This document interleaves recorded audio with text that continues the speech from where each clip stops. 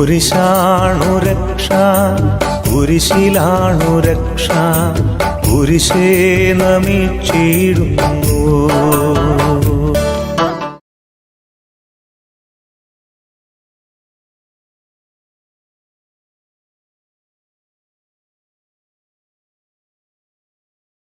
ശിഹായിൽ ഏറ്റവും സ്നേഹിക്കപ്പെട്ട പ്രിയ സഹോദരി സഹോദരന്മാരെ,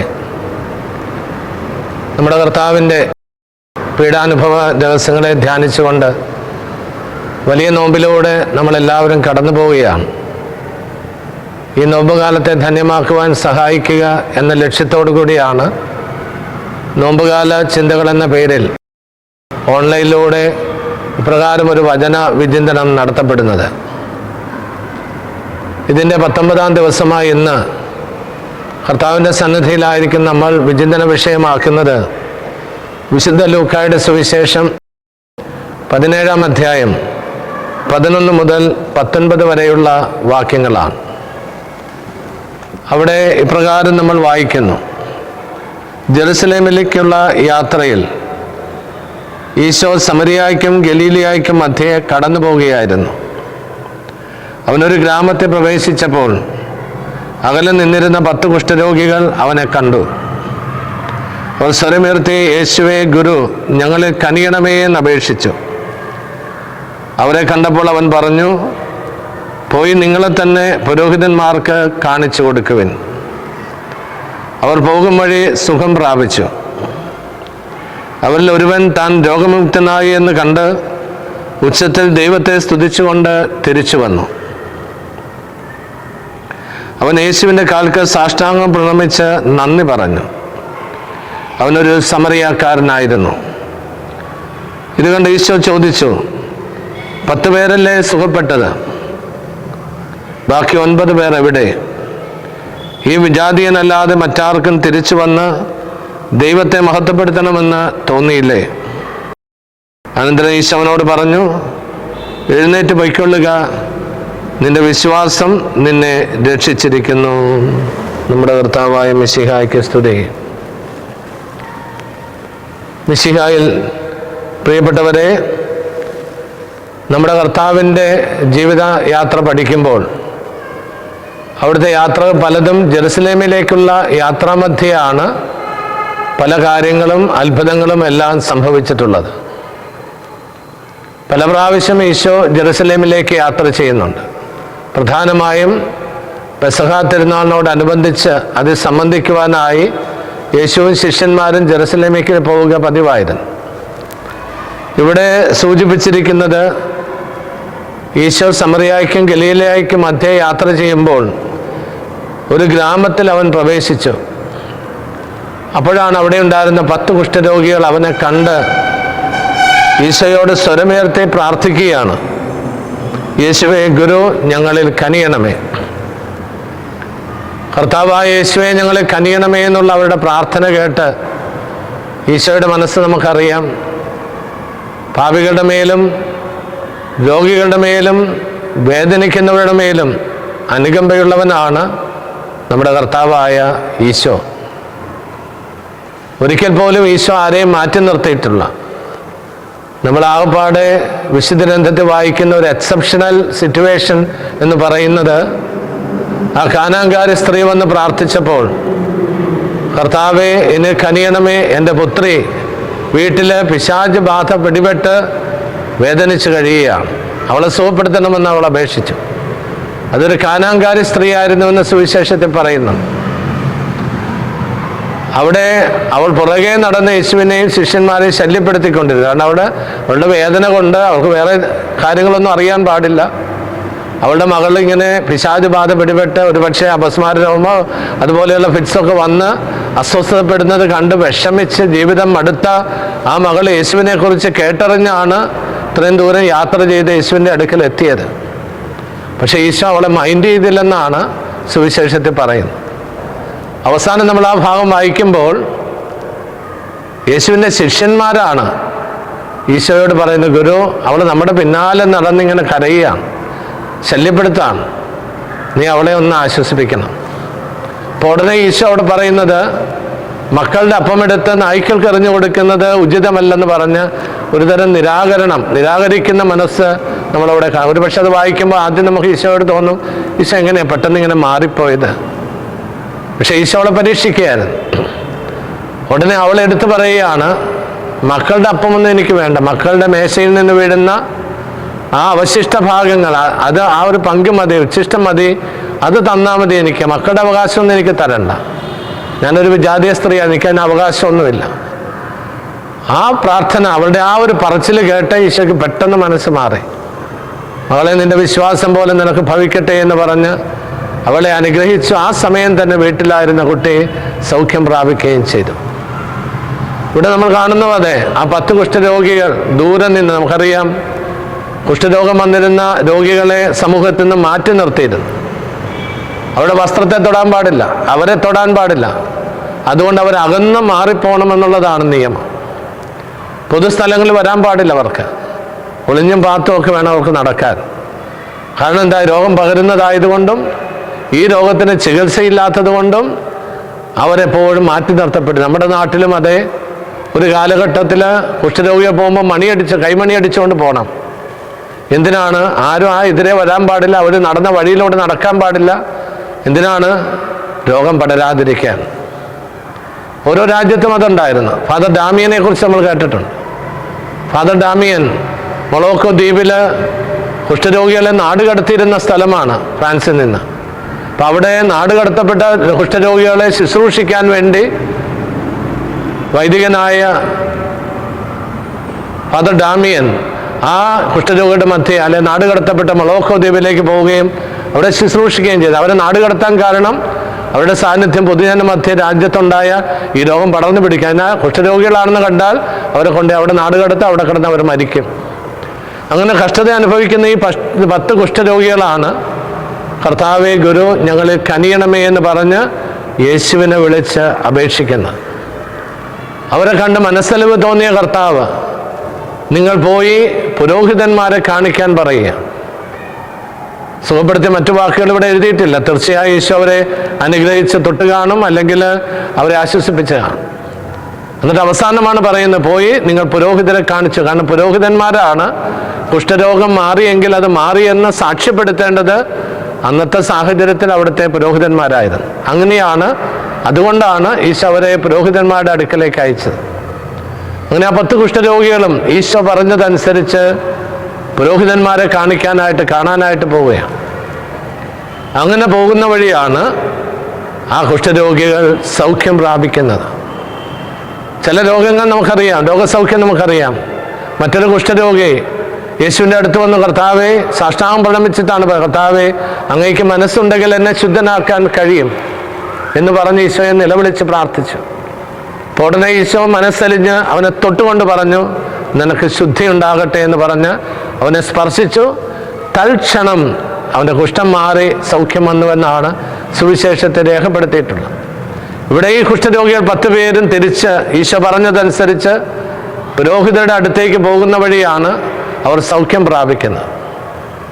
അങ്ങനെ സൗഖ്യം പ്രാപിച്ചുവെന്ന് തിരിച്ചറിഞ്ഞു. കാരണം മുറിവുകൾ ഉണങ്ങുന്നത് അവർ കണ്ടു. അവരുടെ മുറിവുകൾ ഉണങ്ങി സ്വാഭാവികമായ ശരീരം അവർക്ക് കിട്ടുന്നത് അവർ കണ്ടു. തൊലികളെല്ലാം നോർമലാകുന്നത് കണ്ടു. ആ ഒരു ഹീലിംഗ് അവർക്ക് ഫീൽ ചെയ്യുകയാണ്, അവർ കാണുകയാണ്. ഇത് തിരിച്ചറിഞ്ഞ ആ ഒരു വിജാതീയൻ, ആ 10 പേരിൽ 9 പേരും ഇസ്രായേൽക്കാരായിരുന്നു, പക്ഷെ ഒരു വിജാതീയൻ അതിൻ്റെ അകത്തുണ്ടായിരുന്നു. ആ വിജാതീയനായ മനുഷ്യൻ തൻ്റെ രോഗം മാറിയത് കണ്ട് തിരിച്ച് യേശുവിൻ്റെ അടുക്കൽ വന്ന് സാഷ്ടാംഗ പ്രണാമം ചെയ്ത് നന്ദി പറഞ്ഞ് ദൈവത്തെ സ്തുതിച്ചുകൊണ്ടാണ് അവൻ തിരിച്ചു വരുന്നത്. ഈശോയുടെ അടുത്ത് വന്ന് യേശുവിനെ സാഷ്ടാംഗ പ്രണാമം ചെയ്ത് അവിടത്തേക്ക് നന്ദി പറയുകയാണ്. അവിടെ ഈശോ പറയുന്ന ഒരു വചനം നമ്മളെല്ലാവരും ശ്രദ്ധിക്കേണ്ടതാണ്. കർത്താവ് ചെയ്ത ഈ അനുഗ്രഹത്തിന് പ്രതിനന്ദി പ്രകാശിപ്പിക്കാനെത്തിയ ആ വിജാതീയനായ സമറിയക്കാരനായ ആ മകനോട് ഈശോ പറയുകയാണ്, സൗഖ്യം പ്രാപിച്ചവർ 10 പേരല്ലേ, എന്നിട്ട് ഈ വിജാതീയനായ ഇവനല്ലാതെ മറ്റാർക്കും തിരിച്ചു വന്ന് ദൈവത്തിന് നന്ദി പറയണമെന്ന് തോന്നിയില്ലേ എന്നൊരു ഈശോയുടെ ഒരു ഗദ്ഗതമാണ്, അവിടെ ഒരു വിഷമമാണ്. ഈശോ ആ വിഷമം അറിയിക്കുകയാണ്. പ്രിയപ്പെട്ടവരെ, ഇതൊരു സൂചനയാണ്. നമ്മുടെ ജീവിതത്തിലും ഒത്തിരിയേറെ അനുഗ്രഹങ്ങൾ സ്വീകരിക്കുന്നവരാണ് നമ്മൾ ഓരോരുത്തരും. അറിഞ്ഞും അറിയാതെയും ദൈവത്തിൻ്റെ അനുഗ്രഹങ്ങൾ, ദൈവത്തിൻ്റെ സൗഖ്യം, ദൈവത്തിൻ്റെ ശക്തി, ദൈവത്തിൻ്റെ സംരക്ഷണം, ദൈവത്തിൻ്റെ പരിപാലന ഒക്കെ അനുഭവിക്കുന്നവരാണ് നമ്മൾ. പക്ഷെ പലരും അത് തിരിച്ചറിയുന്നില്ല. ഈ മകനെക്കുറിച്ച് പറയാൻ, താൻ രോഗമുക്തനായി എന്ന് കണ്ട് അവൻ തിരിച്ചറിയുകയാണ്. അവൻ ഉച്ചത്തിൽ ദൈവത്തെ സ്തുതിച്ചുകൊണ്ട് ആ ഒരു തിരിച്ചറിവ് നമുക്ക് വരണം. ദൈവമാണ് ഇതെനിക്ക് നൽകിയത് എന്ന തിരിച്ചറിവ്.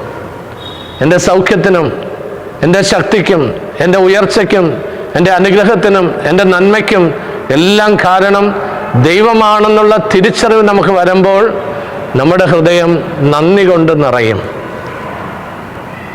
അപ്പോഴാണ് ദൈവത്തെ സ്തുതിക്കാൻ നമുക്ക് തോന്നുന്നത്, ദൈവത്തെ മഹത്വപ്പെടുത്താൻ നമുക്ക് തോന്നുന്നത്. ആ നന്ദി നിറഞ്ഞ ഹൃദയം. നമ്മൾ ഇന്ന് നമ്മുടെ നാട്ടിൽ രോഗശാന്തികളെ കുറിച്ച് കേൾക്കാറുണ്ട്.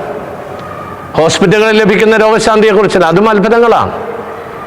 പക്ഷെ അത്ഭുതകരമായ ദൈവികമായ രോഗശാന്തികളെക്കുറിച്ച് വിവിധ ധ്യാന കേന്ദ്രങ്ങളിലും തീർത്ഥകേന്ദ്രങ്ങളിലും ഒക്കെ നടക്കുന്ന രോഗശാന്തികളെക്കുറിച്ച് കേൾക്കാറുണ്ട്. വേദനിച്ച് വിഷമിച്ച് ചികിത്സ ചെയ്തിട്ട് നടക്കാതെ, സൗഖ്യം പ്രാപിക്കാതെ, പണവും ജീവിതവും എല്ലാം നഷ്ടപ്പെടുത്തി വിഷമിച്ച് നിരാശപ്പെട്ട് കഴിയുമ്പോഴാണ് അവരിങ്ങനെ ഒരു സൗഖ്യ കേന്ദ്രത്തെക്കുറിച്ച്, ധ്യാനത്തെക്കുറിച്ച്, അല്ലെങ്കിൽ ഇന്ന സൗഖ്യം നൽകുന്ന, സൗഖ്യത്തിൻ്റെ കൃപ പ്രവർത്തിക്കുന്ന തീർത്ഥകേന്ദ്രങ്ങളെക്കുറിച്ചെല്ലാം അറിയുന്നത്. അവിടേക്ക് ഓടിയെത്തുകയാണ്. കാരണം അവിടെ സൗഖ്യം ലഭിക്കുമെന്നുള്ള വിശ്വാസത്തോടെ, ദൈവത്തിൻ്റെ കൃപ ലഭിക്കുമെന്ന വിശ്വാസത്തോടെ ഓടിയെത്തുകയാണ്.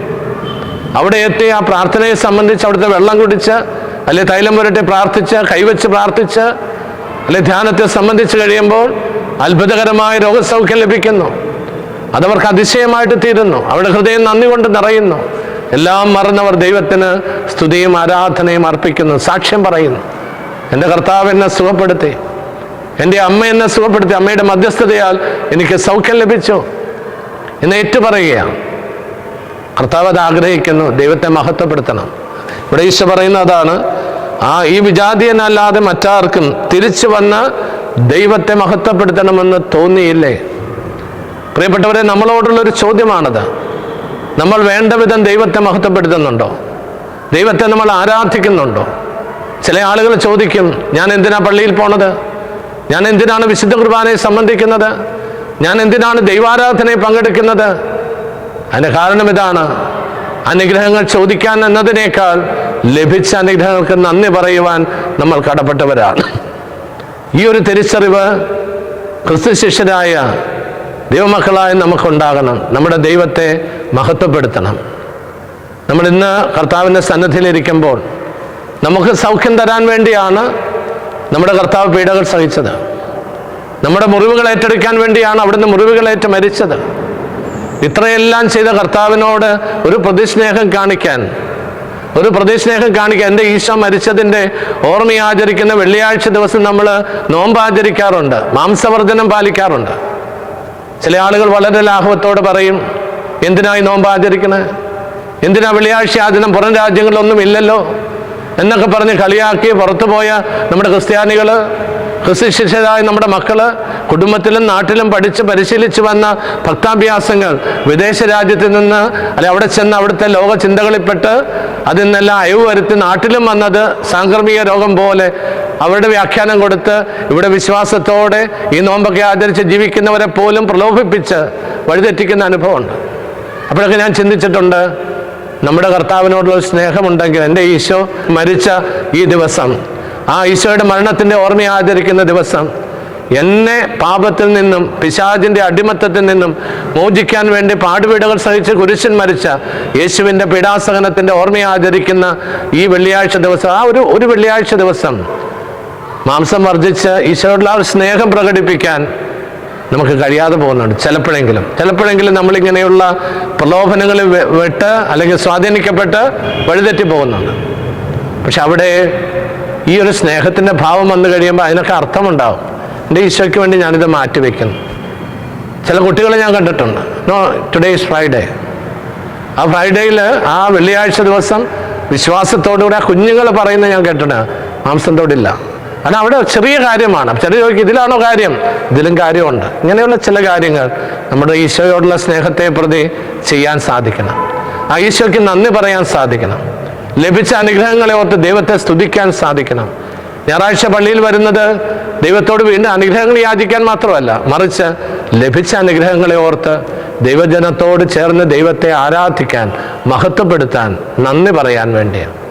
ഈ കൃതജ്ഞതയുടെ ഒരു ഭാവം നമ്മുടെ കർത്താവിനോടുള്ള സ്നേഹത്താൽ നിറഞ്ഞ്, അവിടുന്ന് നൽകുന്ന അനുഗ്രഹങ്ങളെ തിരിച്ചറിഞ്ഞ് അവിടുത്തെ സ്നേഹത്താൽ നിറഞ്ഞ് കർത്താവിൻ്റെ സന്നിധിയിൽ വരാനും അവിടത്തേക്ക് നന്ദി പറയുവാനും നമുക്ക് സാധിക്കണം. അതിന് ഈ നോമ്പുകാല ചിന്ത നമ്മെ എല്ലാവരെയും സഹായിക്കട്ടെ എന്ന് പ്രത്യേകമായിട്ട് പ്രാർത്ഥിക്കുകയാണ്. ആ വിജാതീയനായ കുഷ്ഠരോഗിയോട്, സൗഖ്യം ലഭിച്ച കുഷ്ഠരോഗിയോട് ഈശോ പറഞ്ഞ വചനങ്ങൾ ഇന്ന് നമ്മളോടും പറയുകയാണ്. നമുക്കൊരു ചോദ്യചിഹ്നമാണ്. നന്ദി പറയാൻ അവർക്ക് തോന്നിയില്ലേ? നമ്മുടെ കൂട്ടത്തിൽ അനുഗ്രഹങ്ങൾ ലഭിക്കുന്നോ നന്ദി പറയാതിരിക്കുമ്പോൾ ഈശോയുടെ ഒരു വ്യഥയാണ് ഈ വാക്കിലൂടെ നമുക്ക് ലഭിക്കുന്നത്. ഈ സന്ദേശം ഉൾക്കൊണ്ട് ജീവിതത്തിൽ എപ്പോഴും ദൈവത്തോട് നന്ദിയുള്ളവരായി ജീവിക്കുവാൻ നമുക്ക് ശ്രമിക്കാം. ഈശോ നമുക്ക് വേണ്ടി സഹിച്ച പീഡകളെ പ്രതി, ഈശോയോടുള്ള സ്നേഹത്തെ പ്രതി ചെറിയ ചെറിയ ത്യാഗങ്ങൾ ഈ നോമ്പുകാലത്ത് ചെയ്യാൻ കർത്താവിൻ്റെ ഈ സന്ദേശം, ഈ വചനം നമുക്ക് പ്രചോദനമായിട്ട് തീരട്ടെ എന്ന് ആശംസിക്കുകയും പ്രാർത്ഥിക്കുകയും ചെയ്യുന്നു. അതിനുവേണ്ട ശക്തിക്കായി ഒരു നിമിഷം നമുക്ക് പ്രാർത്ഥിക്കാം. കണ്ണുകളടച്ച് കർത്താവിൻ്റെ ദിവസാന്നിധ്യത്തിലായിരിക്കാം.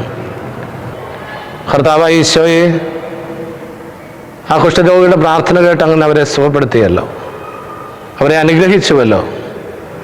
അവർക്ക് സൗഖ്യം ലഭിച്ച് ആ വിജാതീയൻ തിരിച്ചു വന്നപ്പോൾ നിങ്ങൾ അവനോട് പറഞ്ഞ വചനം ഞങ്ങൾ ഓർക്കുന്നു. ഈ വിജാതീയനല്ലാതെ മറ്റാർക്കും തിരിച്ചു വന്ന് ദൈവത്തെ മഹത്വപ്പെടുത്തണമെന്ന് തോന്നിയില്ലേ? ഈശോ, ഞങ്ങളുടെ ജീവിതത്തിൽ ഒത്തിരിയേറെ അനുഗ്രഹങ്ങൾ അങ്ങ് ഞങ്ങൾക്ക് നൽകുന്നുണ്ട്.